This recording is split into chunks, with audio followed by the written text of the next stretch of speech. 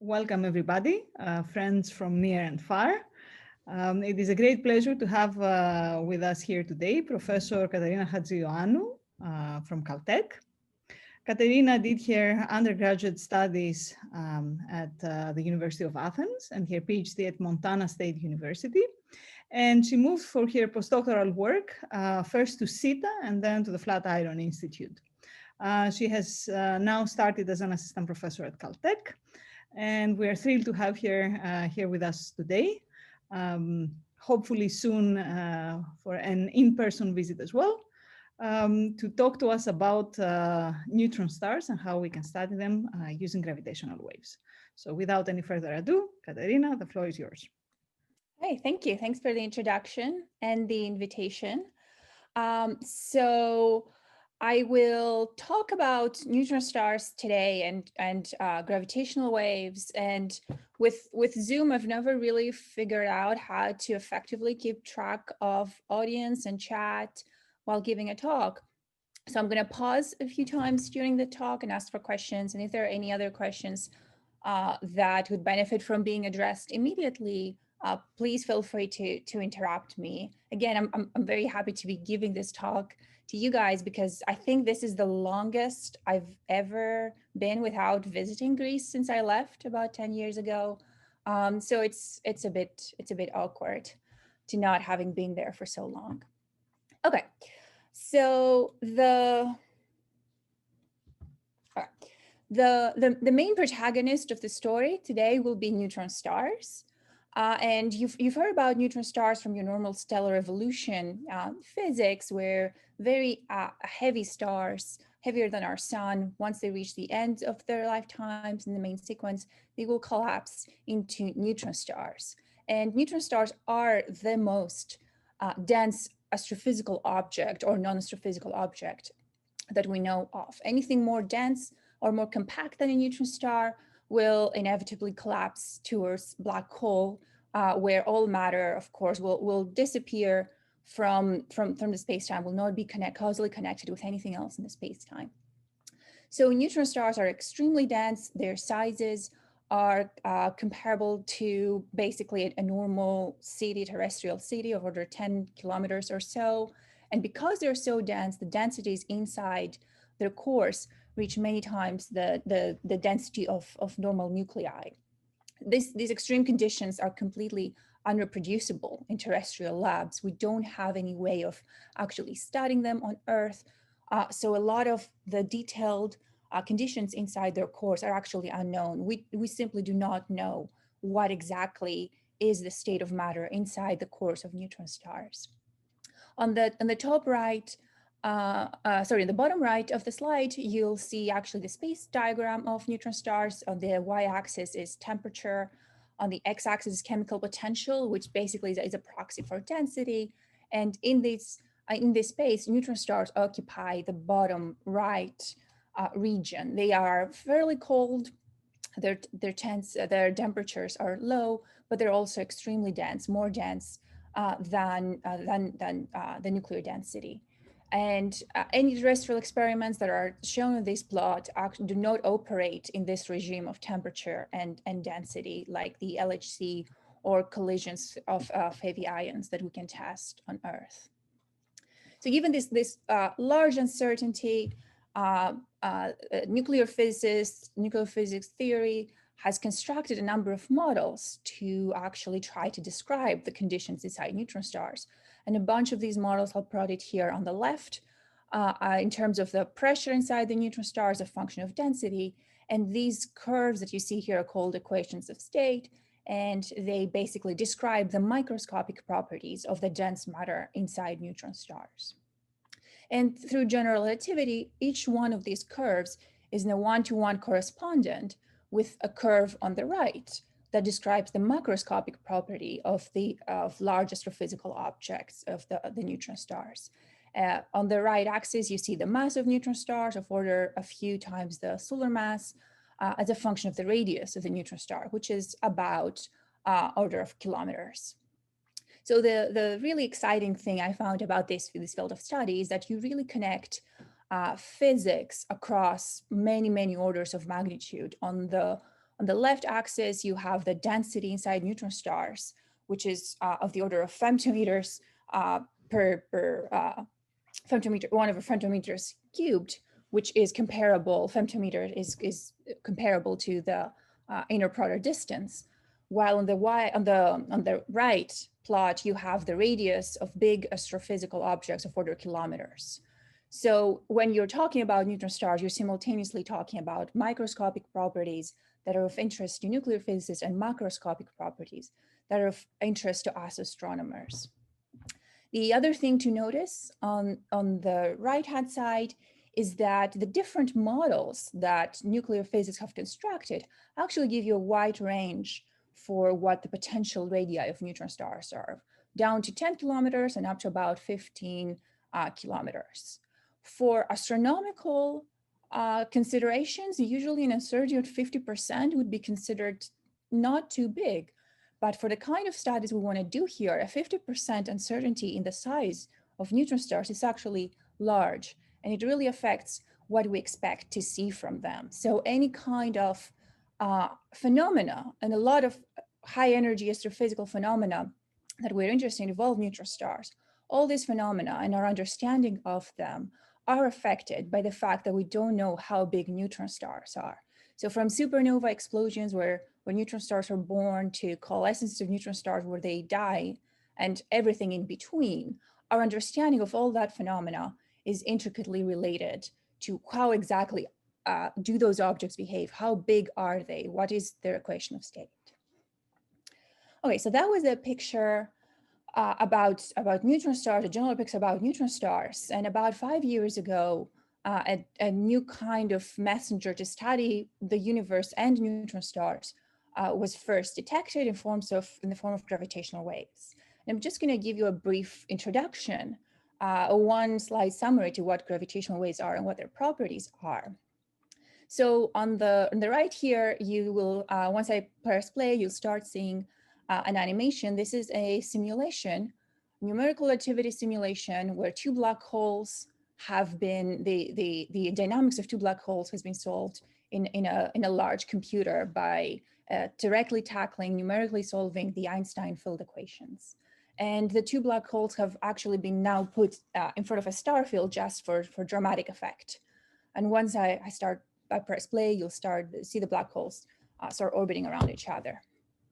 But okay, gravitational waves are basically like a wave-like perturbation of the gravitational field. The same way if you take Maxwell's equations and perturb them, you will get electromagnetic radiation out of it. If you take Einstein's equations and do a small perturbation around them, you'll basically get a wave equation. This is just how the equations work. And gravitational waves, I tend to say they're nothing more complicated than that. And you see here on the right, the two black holes have merged peacefully into one bigger black hole.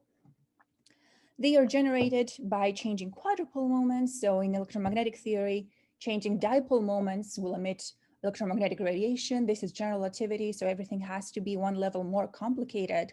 So now you have changing quadrupole moments that give rise to gravitational waves.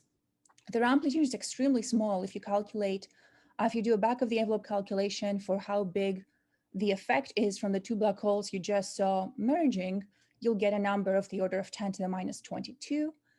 This is a dimensionless quantity, so take it as is, just 10 to the minus 22.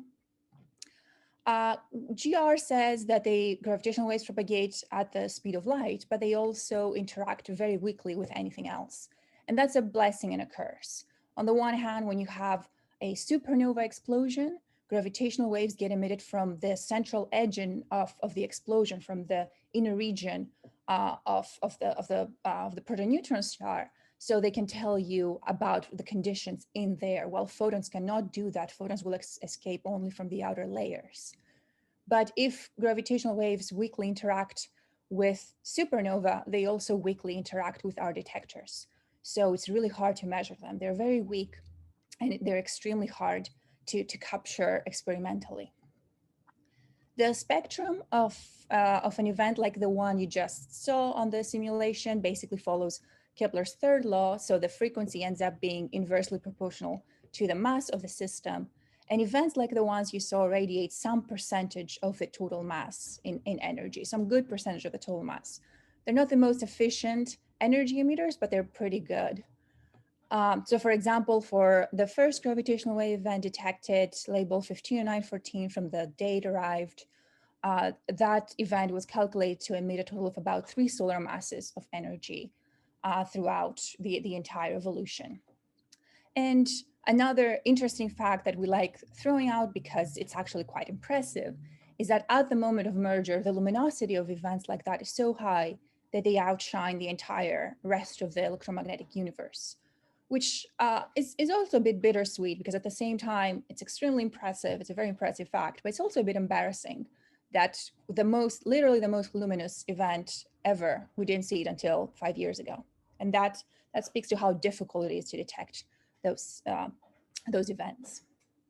Okay, and of course, the gravitational wave spectrum proceeds in parallel to the electromagnetic spectrum. Same way you have radio waves and X-rays and optical and infrared, you also have different regions in the gravitational wave spectrum, and different sources emit in different wavelength or different periods, and different types of detectors need to be used to capture waves of different wavelength and different periods. Exactly analogy to electromagnetic radiation. Neutron stars, when you talk about neutron stars and studying neutron stars, you're mostly talking about ground-based detectors, detectors that exist here on Earth, and you see 2 pictures of them on the bottom, LIGO Livingston and LIGO Hanford. And these detectors observe in about a few dozen hertz and above up to a few thousand hertz. And this is where the signals from neutron stars, the merger of 2 neutron stars, exist. So this is what I'll be talking about. So before I go into more details about neutron stars, I just want to address something that you actually might be aware of. That last night, the LIGO and Virgo collaborations announced a large suite of detections from the 3rd observing run, and this is a depiction of all of them. It's mostly a nice illustrative plot. On the y-axis is just the mass in solar masses, and shows you all the black holes and neutron stars that have been observed to date, either with electromagnetic radiation or with gravitational waves. And the forest of blue up around 30 and 40 solar masses are mostly new binary black holes detected by LIGO and announced literally just yesterday. The properties of those are usually, we extract their properties from the gravitational wave signal, and here's just a summary plot of those. It shows you the mass ratio, the ratio of the 2 masses in the binary as a function of the total mass, where when this quantity of the y-axis is 1, you basically have equal masses, while where it's smaller than 1, you have unequal masses. And all these curves in here show you different events. Most of them fall around 40 to 70 solar masses. And you can't even tell them apart at this point because we're talking about dozens of events. But some of them are more distinguished. We've given them names and colors, like the neutron star binary, or the heaviest pair of black holes observed to date, or this event here that, if real, if astrophysical, it would be considered to a neutron star black hole binary, but it's not very significant. It could just be random noise. Or we actually have 2 asymmetric events, which means their masses are unequal. You'll notice that most of them have equal masses, but we have a few with unequal masses. And another way of depicting these is the plot here on the right that shows you the cumulative number of detections, how many detections we've had in the 3 observing runs so far. And we're at about 50 detections right now, while on the y-axis, on the x-axis, you have just a rough estimate of how sensitive we are. What this quantity is, we call it VT. It's basically volume versus times time, and it's just the space and time we searched over. How much far out in the universe we've seen and how long we have been observing for. The shading in this plot shows you some estimate of what our expectation would be, given that if we search for more time, we expect to see more events, right? and the black shows you what we actually observed. So our expectations and our observations are roughly consistent with each other. The more we observe, the more events we see, and those two go roughly hand in hand. Okay, but that was it about neutrons. So sorry, that was about black holes. I will talk mostly about neutron stars from now on. This is the main topic of this talk. So black holes are more simple in some sense, because you have two vacuum objects colliding with each other. There's no matter involved, just space-time curvature. And their gravitational waves, we might have seen a lot of these curves look something like the colors here. So you have like a wave, it's oscillating, it has some frequency. The frequency increases as the two objects get close together, and the amplitude also increases as they get close together. The signal becomes more intense. In comparison to that, the main difference when you have two neutron stars is actually that the signal is much longer. So this is the, in comparison, the signal from the first binary neutron star event detected. I'm not going to play the whole thing. We observed for about 2 minutes, but the fact that you see the signal for a long amount of time immediately tells you that the masses of the event are low. And immediately we knew that the masses were about 1 to 2 solar masses, which puts it in the regime of neutron stars. And we know that just from the duration of the signal, without any other detailed understanding of what is going on in the signal. The second difference between neutron stars and black holes is actually what happens once they merge. Neutron stars might be small, they might be around 10 kilometers in size or so, but they're still 10 kilometers bigger than black holes. So once they get close together, they start tidally interacting with each other, the same sort of tidal interaction that you have between the Earth and the Moon. And this is a numerical simulation of two neutron stars at the late stages of their coalescence. At the bottom, you see the gravitational wave signal. They're still orbiting around each other. It looks like a nice wave with increasing amplitude and frequency. But here, the neutron stars are very close together. They start tidally distorting each other. And here they collide, they emit a lot of energy. They even eject mass all over the place. All this complication is stuff that you don't see in a black hole merger, where you don't have any matter. Okay, so let's talk a little bit more in detail about what happens when two neutron stars collide. So this plot here shows you basically everything you need to know about the signal is in some form conveyed by this plot. So let's take it slowly. On the y-axis, you'll see the amplitude. This is basically an amplitude in an estimate of the amplitude in the frequency domain. While on the x-axis, you do have this frequency. The two U-shaped lines you see there are the detector sensitivity. So the blue is the sensitivity of one of the detectors 3 years ago, back when we observed the first binary neutron star, GW170817, while the gray is the design sensitivity of the detectors that we hope to achieve soon, maybe in a few years. So this is the sensitivity of the detectors. So the further down that is, the better, because the more sensitive the detectors are, the less the noise in your detectors. The two yellow and other colors lines that you see monotonically decreasing in amplitude first are actually the gravitational wave signal. This is what we think the signal from the coalescence of two neutron stars looks like in this plot, where early on, you have what we call Inspiral. You still have two neutron stars happily orbiting around each other. Because they're so far apart from each other, they don't know they're orbiting around another neutron star. So the signal looks very similar to what you would have if you had two black holes of the same mass merging in an Inspiral. Eventually, the two neutron stars get close together and they start tidal interacting.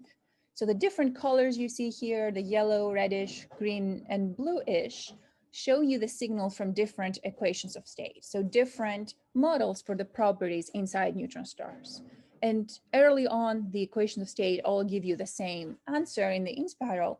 But once you reach the late Inspiral, once the two neutron stars start tidally interacting with each other, you'll see that the different colors are the different curves, the curves of different colors are starting to become different. So the signal changes depending on what the equation of state is. And given that this happens, we can use the signal to hopefully say something about the equation of state. Eventually, the two neutron stars will merge. There is no turning back. They will collide, and they keep emitting radiation at this stage. If they form a neutron star at the end, they form a very unstable, very dense neutron star that keeps emitting a lot of energy. You'll see that the signal at this point starts becoming a lot more complicated than the simple, nice line you had in the Inspiral. But also the different colors are very different from each other, which means that the signal carries a lot of energy, a lot of energy and a lot of information about the equation of state. Okay, so for the rest of the talk, I'll talk a little bit more in detail about what we learned from each part of the signal and what it has already told us about the properties of neutron stars. Starting by the early Inspiral, where you still remember have two neutron stars orbiting around each other. They're fairly far apart. And the signal, if you plot it the same way you plot signals for black holes, looks something like that. And this is why we never plot it, actually, because there are so many cycles in there that it's just impossible to tell them apart. And I'm actually plotting two signals on top of the other. Here, one is the blue, one is the orange, but they are different types of potential signals you'll get from neutron star binaries. So when we start observing this system, the two neutron stars are about 400 kilometers apart. And the entire duration of the signal, the wave has about 10,000 cycles, which is why you actually can't see individual cycles in this plot and just looks like a big blob. Well, we observe them at design sensitivity, the design sensitivity of the detectors. We will be observing those signals for about 10 minutes or so. Today, because we have slightly weaker sensitivity at low frequencies, we observe them for about 2 minutes. But eventually we will see them for 10 minutes, we believe. And this is, remember, the stage where the two neutron stars are really far apart from each other. They still don't tidal interact, so they act like point particles. We call this phase the effective point particle phase, where the two neutron stars could be acting like black holes without any effect from the matter inside them.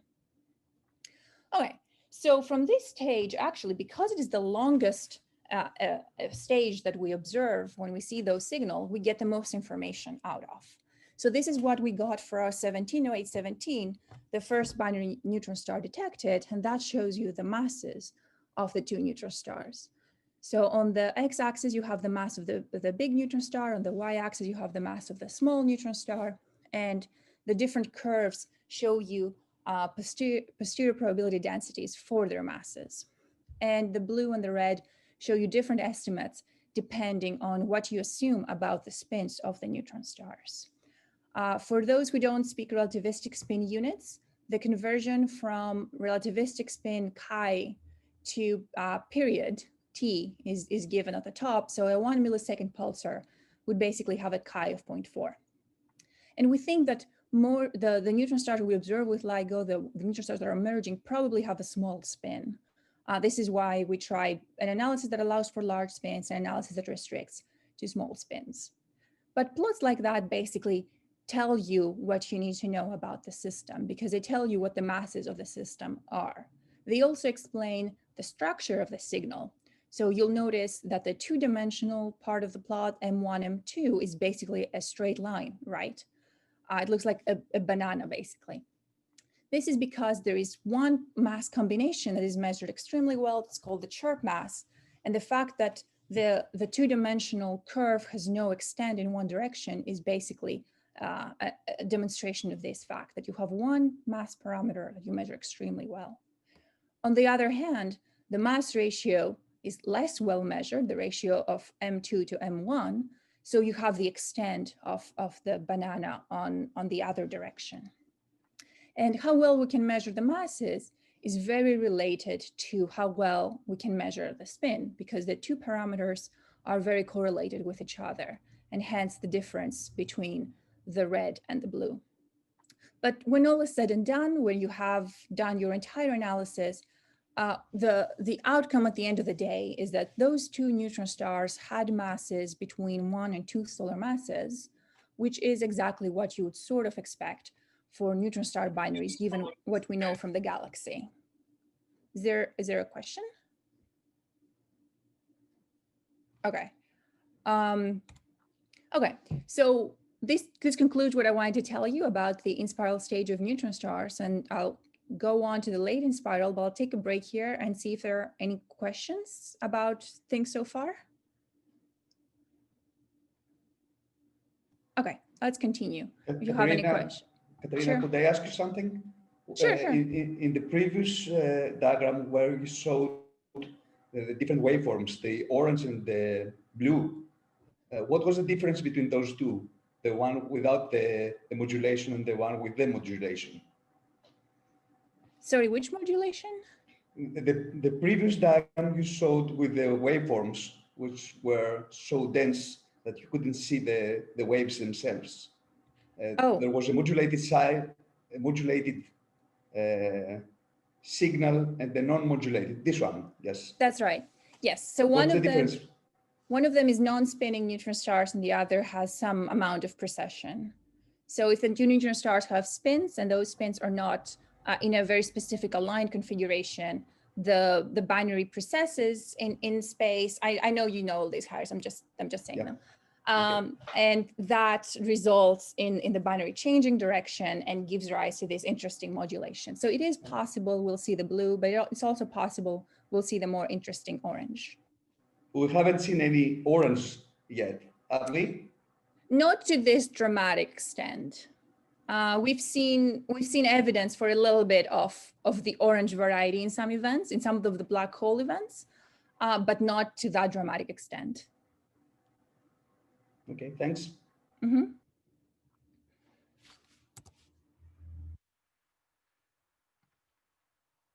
Okay, so moving on, after eventually the neutron stars will get close together and they will start tidally distorting each other, and that's the late inspiral stage. And that's where things start to get very interesting if you're a nuclear physicist, because here we can start studying the neutron star equation of state.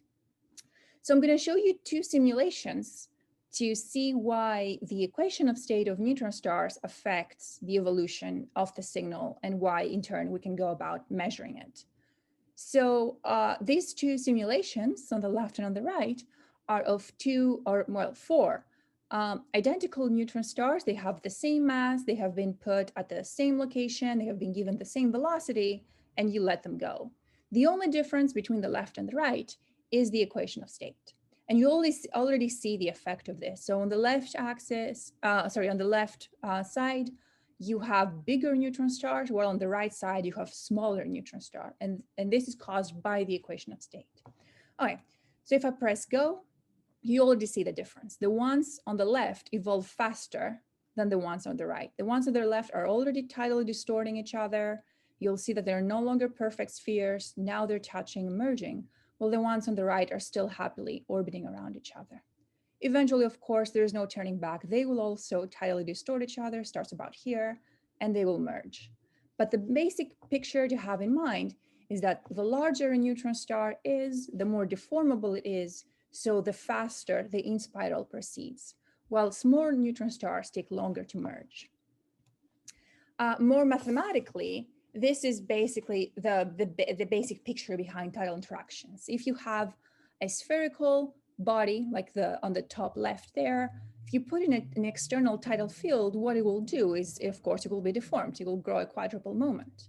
In a neutron star binary, you have two of these bodies, and one of them causes a tidal field, and that tidal field distorts its companion, causes a quadrupole moment on its companion. The constant of proportionality in this equation is called the tidal deformability, and it is the basic thing that we measure with gravitational waves. The tidal deformability tells you how deformable a neutron star is and depends on the equation of state, because the bigger a neutron star, the more deformable it is. The smaller a neutron star, the more compact it is, the harder it is to deform it when you put it in a tidal field. So in practice, we're not able to measure the tidal deformations from two neutron stars. We measure sort of a combined parameter that describes how the tidal deformation goes. This parameter is famously called lambda tilde, and it's just a complicated combination of the masses and the tidal parameters of the different neutron stars in the binary. But the plot here shows you exactly the effect on the waveform. So on the top, I'm plotting the gravitational wave as a function of time, while on the bottom, I'm plotting basically the same wave as a function of frequency, so in the frequency domain. And it's perhaps easier to see it in the bottom panel in the frequency domain. So these are waveforms from identical neutron stars, identical masses, spins, orientation, everything. The only thing that changes is how deformable the neutron stars are, where this parameter that governs their deformation goes from 0 to 300 to 600. And if you follow with your eyes the peaks and the troughs in this waves, you will convince yourselves that the green one with lambda equals 0 evolves more slowly than the other ones. So if you pick a peak in the waveform, I can't point to it, unfortunately, and follow with your eyes the progression from the green to the pink to the blue, you'll see that everything happens faster as you increase the tidal deformation. So now this sort of effect, basically we can track down in an observed signal and potentially measure this parameter and say something about the equation of state. So for 170817, we of course did this exercise and measured the tidal effects in the system. And we performed a large suite of analysis. Of course, there are different ways to do this, but the basic picture is conveyed in this plot that shows you lambda 1 and lambda 2. So the tidal deformability of the big neutron star is lambda 1. The tidal deformability of the small neutron star is lambda 2. And the curves here show you the measurement. These are 90% and 50% for the dashed line probability contours for the measurement of lambda 1 and lambda 2. And there are different ways to do this and different assumptions and everything, but the basic picture is that the data from 170817 point to the direction of more compact neutron stars. So less compact neutron stars would be living in the top right part of this plot. More compact neutron stars live on the bottom left of this plot, and our data seem to actually be pointing to the bottom left.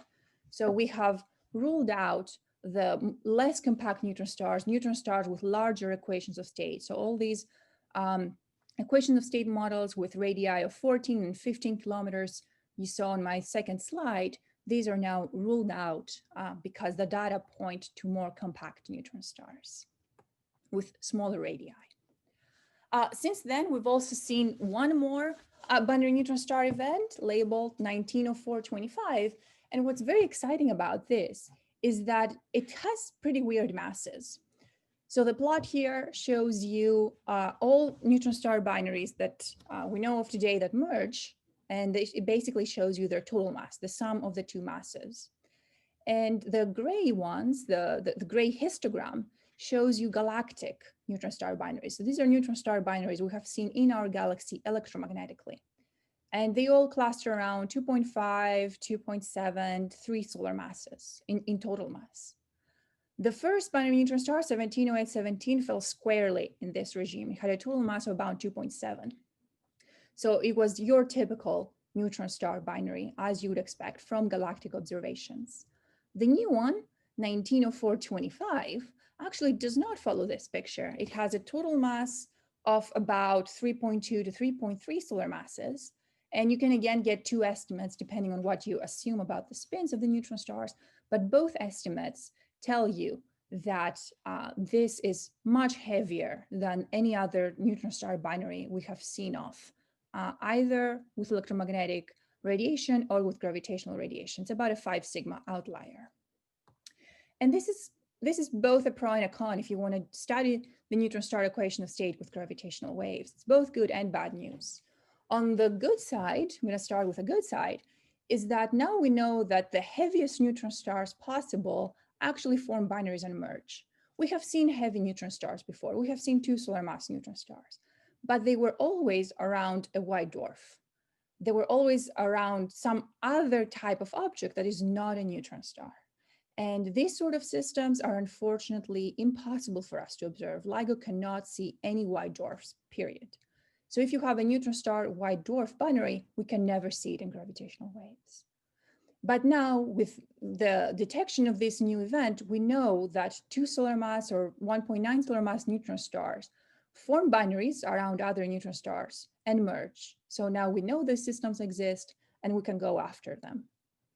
The con, of course, is that these systems are intrinsically harder to analyze. The reason is that the more compact, the more big a neutron star is, the more compact it is, so the harder it is to actually tidally deform it. That makes sense. If it's something that's very compact, you need to exert larger forces to actually distort it.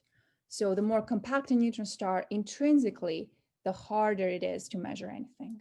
And that, of course, unfortunately, is what happened for 1904-25. That the plot shows you how the measurement for the tidal deformability in that system, and the lines here around 600 show you our upper limit for how big this parameter was in the data, while this region here is actually the physically interesting region. Given how big those neutron stars are, we expect their tidal parameters to be between 0 and 200. Our upper limit is at 600, which means that we can't really say anything yet. Of course, that won't always be the case. Things will get better. We'll get more detectors, more data, and we will see more of these heavy systems that now we know do exist. And we will soon be able to measure more information from them. Okay, but putting it all together, just the emerging picture about neutron star properties is the following. And that picture does not only come from gravitational waves, of course, because we have other tracers of neutron star properties. We have seen heavy neutron stars, like I mentioned. We've seen about 2 solar mass neutron stars. So we know that those really heavy neutron stars do exist.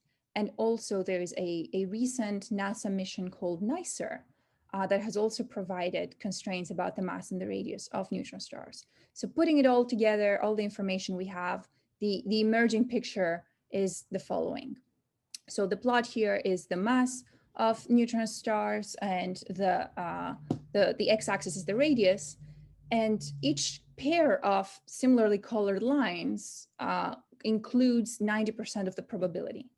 So the black lines are the prior in your analysis, what you start with, and then you start on top of the black adding data. If you add the heavy pulsars, you move from the black to the blue. That sort of makes sense if you think about it physically, that the black from the blue, I guess cyan color, moves you to larger radii. So if you assume that very heavy neutron stars do exist, that means that the pressure inside neutron stars need to be large enough to be able to support those very heavy neutron stars. So the radii cannot be too small. The equation of state needs to be more stiff. This is why when you go from the black to the cyan, you're pushed to the right, to larger radii. And then the gravitational wave data come in and they push you from the cyan to the green line. Because remember, I said that gravitational wave data actually rule out the larger radii, rule out very large neutron stars. So they push you from the cyan line to the green line. And the NICER data from the NASA mission, oops, pressed the wrong button, push you then from the green to the blue. They push you in the opposite direction than gravitational waves, which of course, if you think about it, is the ideal scenario when you have different measurements pushing you in different directions. They really pin down your constraints. You can measure things better.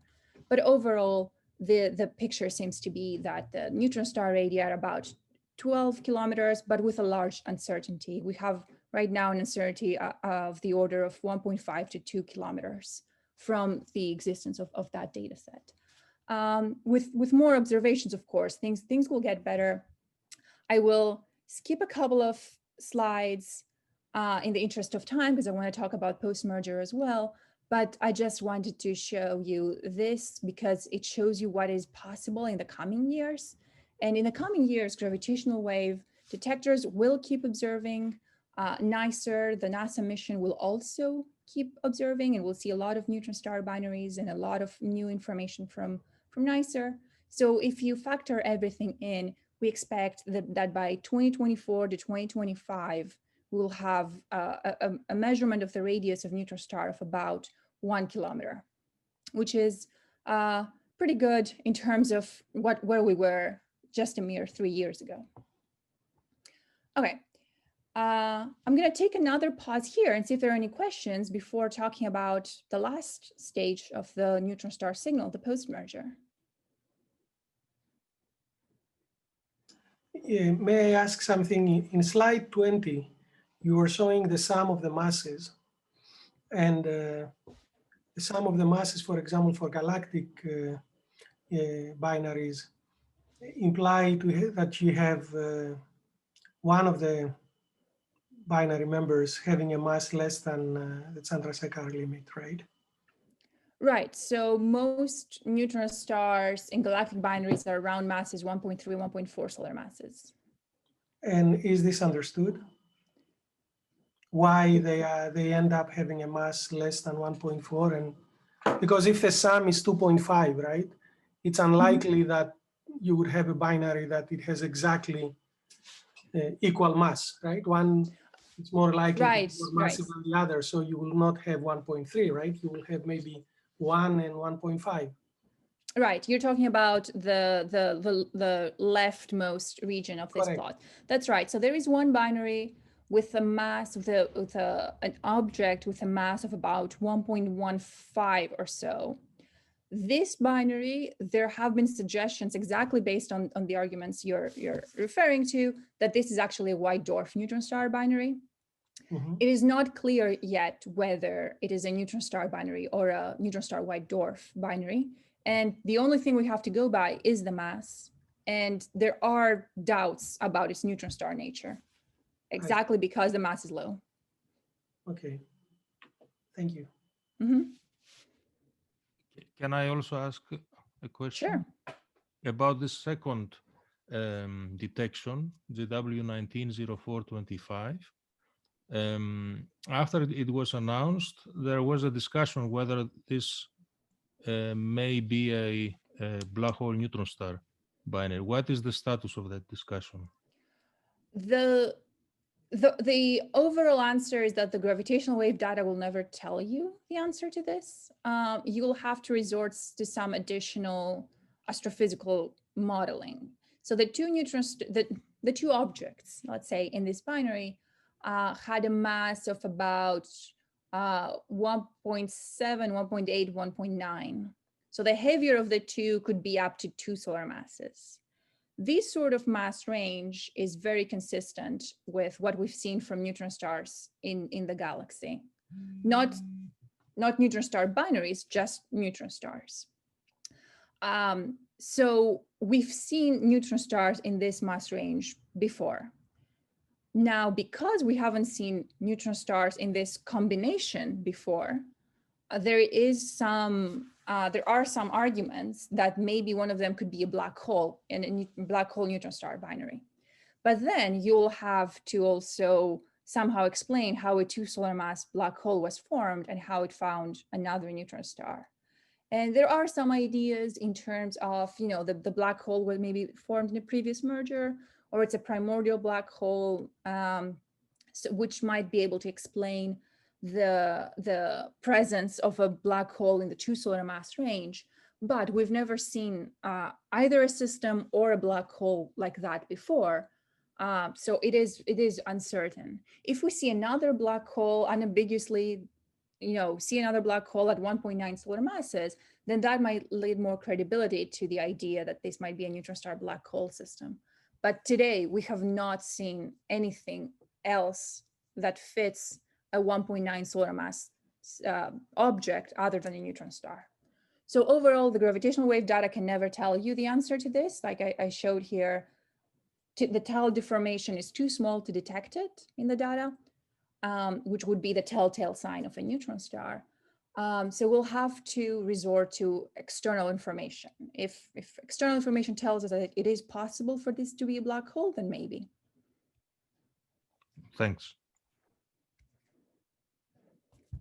overall, this is an emerging field. A lot of these questions do not have answers, and as you know, are of course under a lot of investigation and debate, which makes the field extremely exciting.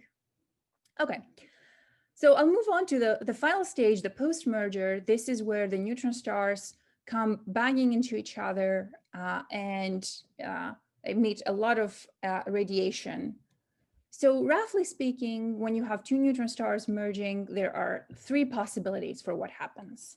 The first, which is on the left side, is if the two neutron stars together, we put together, are so heavy that whatever they form at the end cannot support itself against collapse and just immediately collapses into a black hole. This black hole will be very distorted and will keep emitting a radiation, same way the final black hole from a black hole binary merger will keep emitting radiation, but the signal it emits is about 6,000 hertz, which is extremely high. It is absolutely prohibitive for us with current capabilities to see anything at 6,000 hertz, unfortunately. On the opposite extreme, you have the possibility that whatever forms there can actually support itself against collapse for quite some time.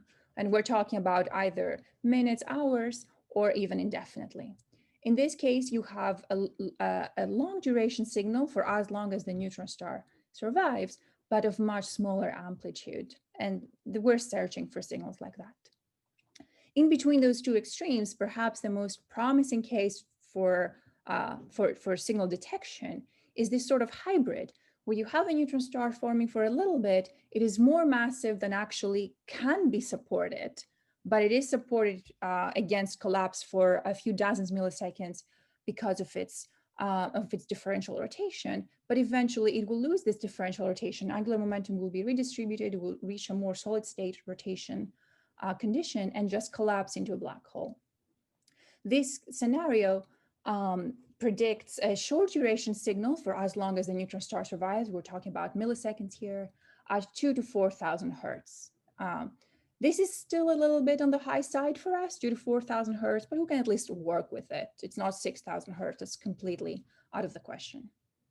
Incidentally, this plot is from a paper that argued that this middle scenario is actually what happened for 170817, our first binary neutron star, that it survived a little bit as a neutron star and then collapsed into a black hole.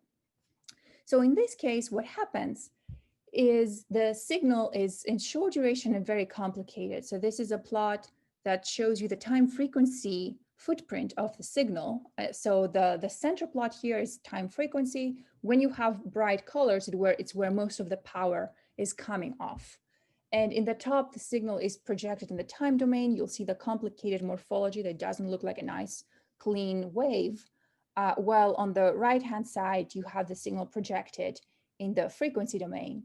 And you'll notice that most of the power seems to be coming in this sort of characteristic frequency that is related to the modes of the merging neutron stars.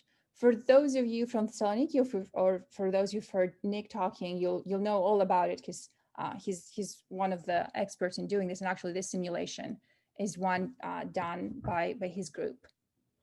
But the interesting picture here, the interesting fact when it relates to neutron star equation of state, is that where this peak is coming from actually depends on the equation of state. If I play the simulations again, you will see the two neutron stars merging. On the left, you have the more compact neutron stars, the ones with a smaller radii, and on the right, you'll have the ones that are more extended, less compact. And you'll see that the ones on the left actually seem to be rotating around each other faster. They have a larger frequency than the ones on the right. So this sort of picture shows you that the location of the peak, the exact value of this frequency depends on the equation of state. It can tell you a lot about the equation of state should you see it. In practice, we have not seen it yet, so I don't have any interesting cool data to show you here because it is at such high frequency where the sensitivity of our detectors is not as good. So we did not see the signal for 170817, unfortunately, but we do think we'll see it in the future. So this plot shows you upper limits, where upper limits on the energy content of the signal as a function of frequency. You'll see on the x-axis, we're talking here thousands of hertz. and the not pink, I don't know what that color is, but the beige color shows you the prior upper limit, and analyzing the data, we pushed down to the blue, the posterior upper limit. So we put some constraints on the presence of this signal, but actually those constraints are not very competitive. So if you actually look at realistic simulations for how big the signal should have been, we are about a factor of 3 to 4 away. So the fact that we don't see it, unfortunately, does not mean much. We didn't expect to see it, but we do expect to see it in the future. So the plot here will show you a simulation of data that you could see in a few years as the detectors are getting better, and how once the detectors get better and better, you recover more and more of the signal. And the bottom picture will be that once you have detectors 2 to 3 times more sensitive than their design sensitivity, you'll be able to see the signal. And I realize that detectors more sensitive than the design sensitivity sounds scary, but don't be scared, because actually there are proposed and funded improvements to the detectors that will take us to the sensitivity around 2025. So I'm gonna play this so you can see exactly how this goes. So each still in this animation shows you the same signal analyzed by a more sensitive detector. The sensitivity of the detector is the dashed line, and you see that it goes down as the detectors are getting better. So effectively what happens, the signal is emerging from the noise, and as it's getting better and better, your analysis, which is the shaded region, can actually recover the signal, can capture the black line, which is the simulated fake signal. So once we reach slightly better sensitivity, we will be able to see the signal. And I think around 2025, 2026, we have a realistic hope of seeing what happens after the neutron star merger. Okay.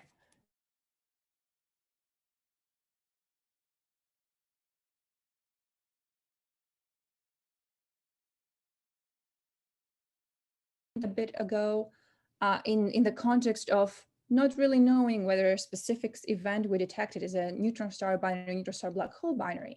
And I just wanted to point out that this sort of picture is actually the norm and not the exception, that sometimes we won't know whether something we observed is a neutron star or a black hole. So roughly speaking, when you have a neutron star black hole system coalescing, you have 2 possibilities shown here by the blue line and by the red line. This shows you the gravitational wave signal as a function of time. And you have roughly speaking, 2 possibilities. One possibility is that the neutron star just gets swallowed in by the black hole. The black hole, depending on its size, depending on its spin, can have an extended horizon that basically engulfs the entire neutron star matter immediately.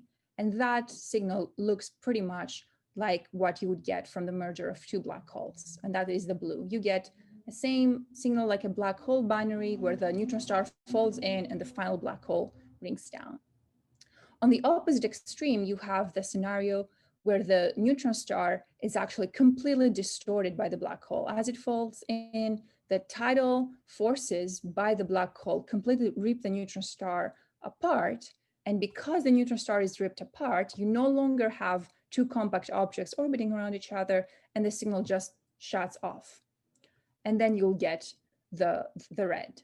So you have this interplay between different effects, how quickly the neutron star falls in, how large the tidal distortion effects are, and you can get 2 different types of phenomenology when you have a neutron star black hole signal. So we've seen one signal that could fall in this category, but not for sure. So it's called 190814, again from the date arrived.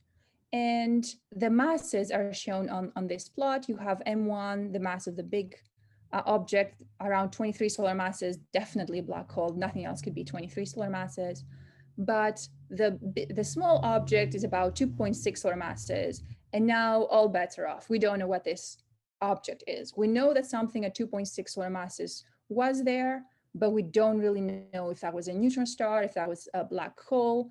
You see on the right here, on M2, you will see in the green and the orange-ish different estimates estimates for how big neutrons can get.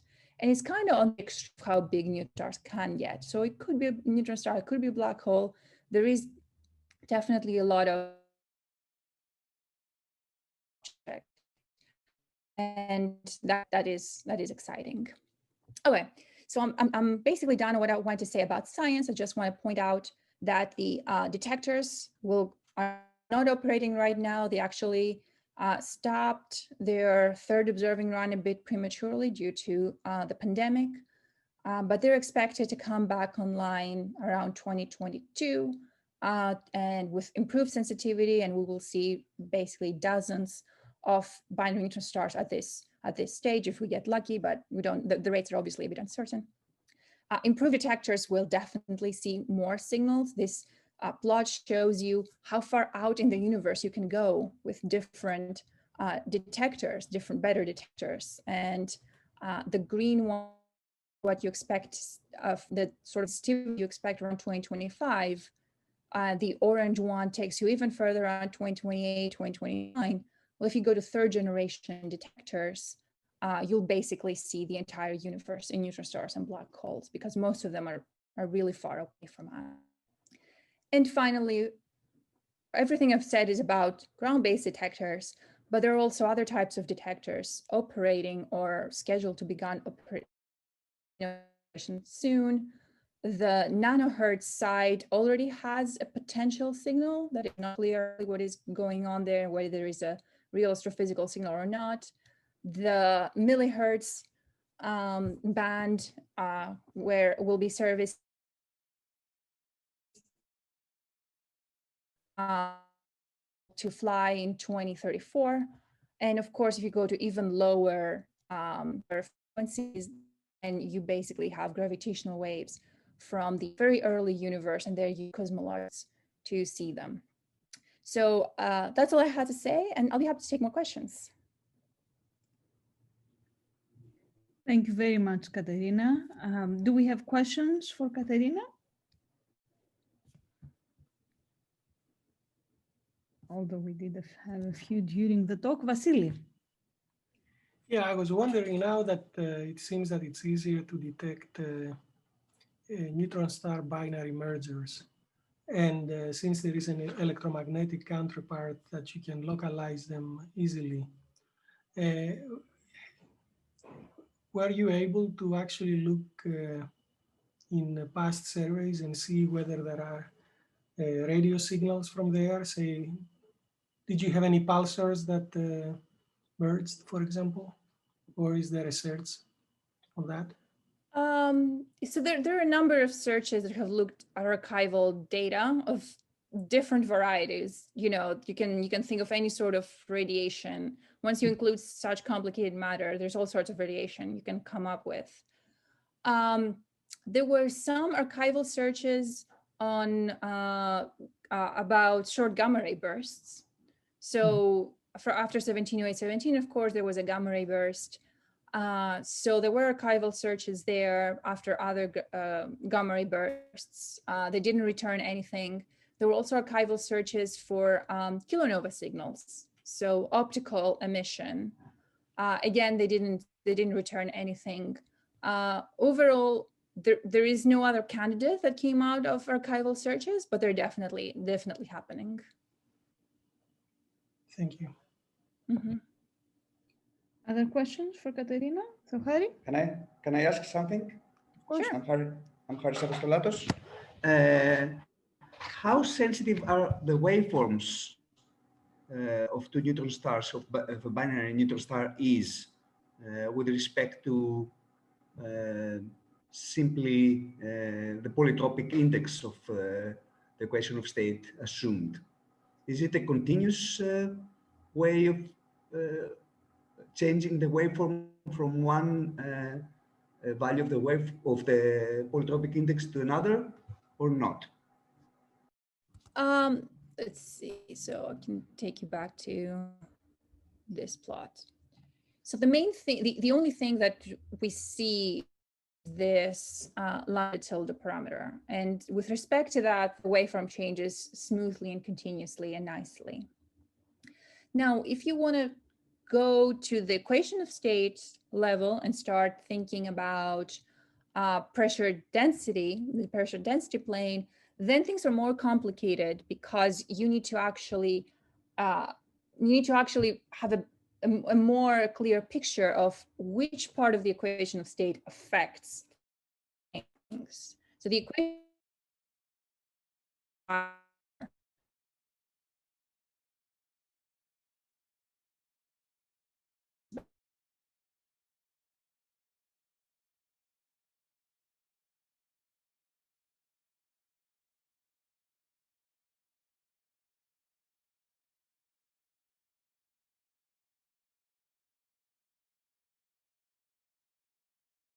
neutron star. And the entire neutron star, from the small densities to the large, the central density of the neutron stars you observed, this combined picture, you basically do something like a glorified integral of this curve, and that gives you the macroscopic neutron star properties. Katerina, So once you with interruptions, so we missed a big chunk of your response. okay, then If I you will go back to the repeat. previous slide and summarize what you said again. We can hear you now again. Absolutely. Okay. So this is the neutron star pressure as a function of density. And these are constraints derived from 1708-17. So the shaded regions here show you the constraints, the blue shading. And the horizontal lines are an estimate of the central pressure or central density inside the neutron stars. So in this picture, the two neutron stars that merged went from the low densities down to 10 to the minus 14, up to about, 10 to the 14, up to 10 to the 15, which is their central density.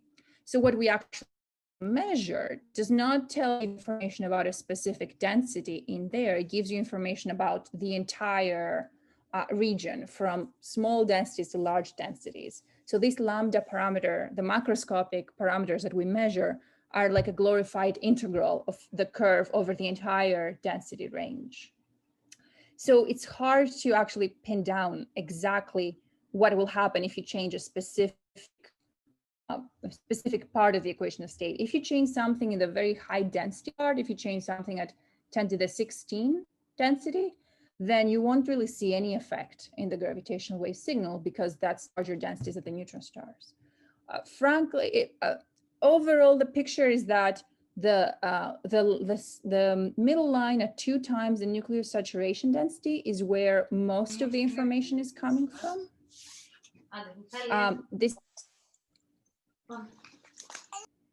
There seems to be a bit of an echo. Okay, I'll go ahead. So if you change the polytropic index or behavior of the equation of state around 2 times the nuclear saturation density, that's a waveform. But if you change something at 6 times nuclear saturation, you won't get any effect in the waveform. Okay, but does that answer your question? But if you choose the deformability parameter, the lambda, how continuous things are with respect to the waveform? If I change lambda, they're pretty continuous. So let's go. I have this plot here that shows you what happens once you go from 0, where we think 0 corresponds roughly to black holes, to 300, which corresponds to more normal equation state, to 600, which is probably more stiff equation state. And once you do that, things are pretty continuous in the Inspiral. Okay, you get this just basically gradually speeding up. But you cannot have continuity after the Inspiral.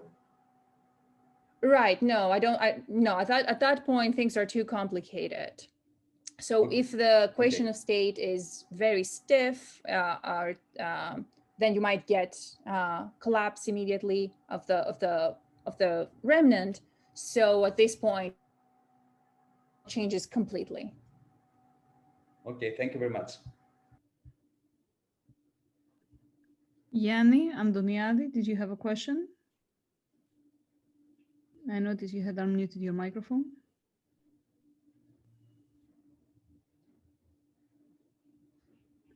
Other questions for Katerina?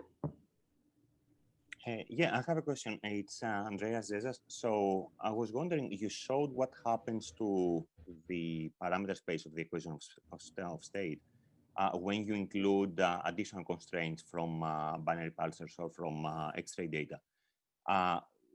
If you consider each one data set dependently, do you get consistent results with gravitational wave data in terms of which equations of states are accepted? Yes, that's right. So they pretty much agree with each other. I don't show this here, like you notice these are cumulative constraints, but they're all consistent with the 12-kilometer picture. That's right. Okay, that's great. Thank you. But the nice thing is that they push you in different directions. One constrains the high side, one constrains the low side, which is the best states you can possibly be in. Yep. That's why I was asking. Okay, perfect. Okay.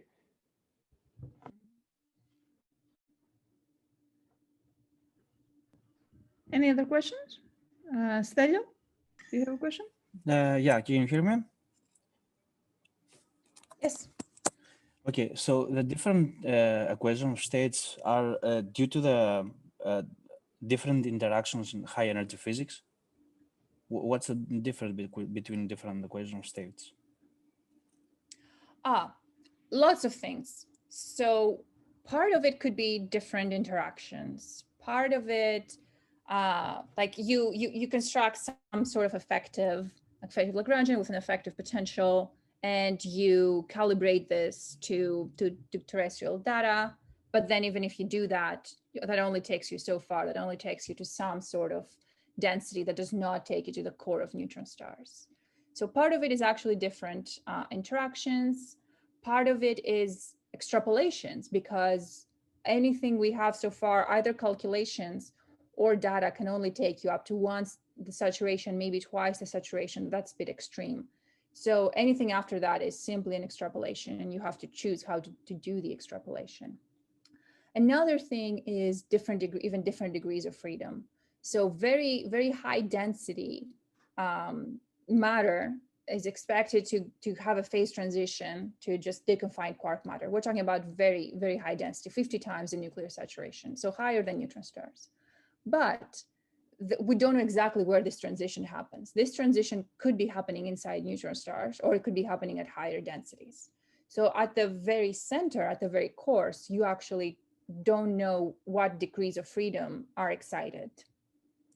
And finally, of course, there's also the issue that you have a very complicated many-body Schrödinger equation, and just solving it is extremely challenging, and there are different techniques to do it. And of course, those techniques could give slightly different answers as well.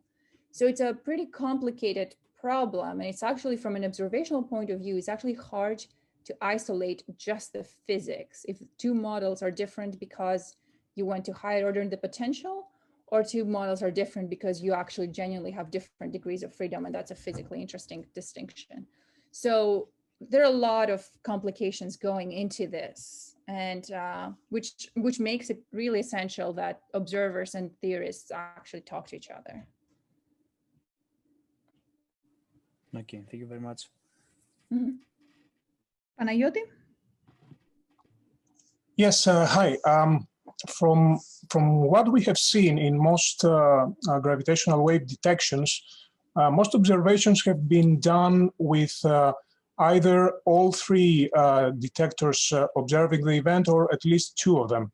I think, if I recall correctly, for gravitational wave 190425, one of the detectors was offline, and taking into consideration that Virgo has a lower sensitivity, could the fact that effectively only one detector made the observation affect the robustness of the detection, of the observation?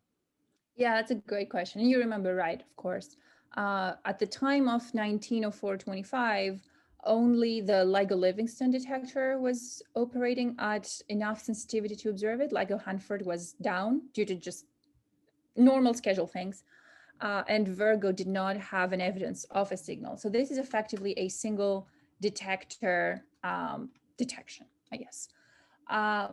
But despite that, we're confident that it is real. The reason is that we have spent, and our search analysis and our search experts have spent a lot of time observing the detectors, their properties, and the detector, a single detector on its own with just noise, has never produced anything that looked like this, that looked like what the search has discovered. So when you have a really long signal, you were talking 2 minutes here, it's really difficult for random detector noise to actually imitate that. If you have a short signal, that lasts 10 milliseconds from a very heavy black hole merger, the detectors constantly produce things that resemble this just, on their own. This is when you really need two detectors at the same time to see the signal. But for a very long signal like a binary neutron star, random Gaussian noise or non-Gaussian noise cannot produce something that looks like this. This is the reason, and also, in fact, it has never, of the entire operation of the detectors in the years we have been observing them, the searches have never seen anything that resembled 190425 in its properties. This is what makes us really confident that this is real, and this is a real signal. Thank you. Any other questions for Katerina?